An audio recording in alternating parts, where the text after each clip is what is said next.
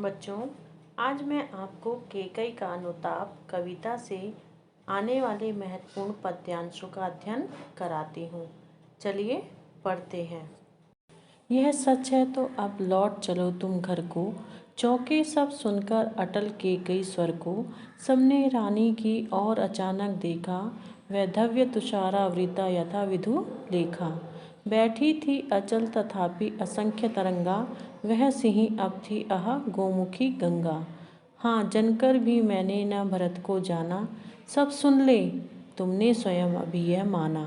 यह सच है तो फिर लौट चलो घर भैया, अपराधीन मैं हूँ तात तुम्हारी मैया। आइए अब पद्यांश से संबंधित प्रश्नों को देखते हैं। प्रस्तुत पद्यांश में किसे अपराध बोध से ग्रसित दिखाया गया है?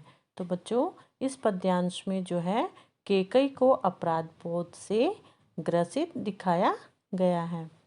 केकई के मुख से किस बात को सुनकर सभी विस्मित रह गए थे? केकई के मुख से दृढ़ स्वर में कही गई इस बात को सुनकर क्या है, सभी विस्मित में रह गए थे कि यदि यह सच है तो तुम अब अपने घर को लौट चलो, अर्थात मेरी मूर्खता को भूलकर अयोध्या चलो, कि मेरी मूर्खता भूल जाओ जिसके परिणाम स्वरूप मैंने तुम्हारे लिए वनवास की मांग की थी। प्रस्तुत पद्यांश में कवि ने केकई के किस रूप का वर्णन किया है? यहाँ पर कवि ने केकई को विधवा रूप में दिखाया है कि केकई विधवा रूप में श्वेत वस्त्र धारण कर ऐसी प्रतीत हो रही है मानो कोहरे ने चांदनी को ढक लिया हो। स्थिर बैठी होने के पश्चात भी केकई के मन में विचारों की अनगिनत तरंगे उठ रही थी। कहीं सिहनी सी प्रतीत होने वाली रानी जो है आज दीनता के भाव से भरी थी, पश्चाताप भरा हुआ था। केकई स्वयं को दोषी मानते हुए राम से क्या कहती हैं? केकई स्वयं को दोषी मानते हुए राम से कहती हैं, यदि तुम्हारी कही गई जो बात है वो सच है तो तुम अयोध्या लौट चलो, कि अपराधी मैं हूँ तुम्हारी, भरत नहीं है। तुम्हें वन में भेजने का क्या अपराध मैंने किया था, इसके लिए मुझे तुम्हें जो दंड देना है मैं उसे स्वीकार करती हूँ, परंतु तुम घर लौट चलो। आइए अब कविता के दूसरे पद्यांश को पढ़ते हैं। क्या कर सकती थी मरी मंथरा दासी, मेरा ही मन रह सकाना निज विश्वासी। जल पंजर गत अब अरे अधीर अभागे, वे ज्वलित भाव थे स्वयं तुझी में जागे। पर था केवल क्या ज्वलित भाव ही मन में, क्या शेष बचा था कुछ ना अब इस जन्म में। कुछ मूल्य नहीं वात्सल्य मात्र क्या तेरा, पर आज अन्य सा हुआ वत्स भी मेरा। थूके मुझ पर त्रिलोक भले ही थूके, जो कोई जो कह सके कहे क्यों चूके।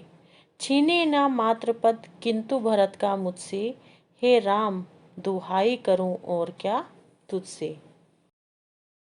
प्रस्तुत पद्यांश में केकई की किस व्यवस्था को कवि ने प्रस्तुत किया है? यहाँ पर केकई ने अपनी उस व्यवस्था को प्रस्तुत किया है जब एक माँ संतान के लिए कुछ भी करने के लिए तैयार रहती है, परंतु इसके पश्चात भी उसे अपनी संतान से प्यार नहीं मिलता है। तो यही जो है कविता के द्वारा कवि ने केकई की व्यवस्था को प्रस्तुत किया है। केकई मंथरा को निर्दोषी बताते हुए क्या कहती है? केकई मंथरा को निर्दोष बताते हुए कहती है कि मंथरा तो साधारण सी दासी है, वह भला मेरे मन को कैसे बदल सकती है। सच तो यह है कि स्वयं मेरा मन ही अविश्वासी हो गया था। केकई अपने अंतर मन को अभागा और अधीर मानकर क्या कहती है? यहाँ पर केकई अपने अंतर मन को अभागा और अधीर मानकर कहती है कि मेरे मन में स्थित है मन, ईर्ष्या द्वेष से परिपूर्ण वो ज्वलित भाव स्वयं तुझ में ही जागे थे, अब तू ही मन जलता रहे पश्चाताप की अग्नि में। केकई अपने कर्मों पर पछताते हुए क्या कहती है? केकई अपने कर्मों पर पछताते हुए कहती है कि तीनों लोक अर्थात धरती आकाश पाताल मुझे क्यों ना धिक्कारें, मेरे विरुद्ध जिनके मन में जो भी आए वह क्यों ना कहें, किंतु हे राम, मैं तुमसे क्या है दीनता के स्वर में बस इतनी ही विनती करना चाहती हूँ कि मेरा मातृ पद अर्थात भरत को पुत्र कहने का जो मेरा अधिकार है मुझसे ना छीना जाए।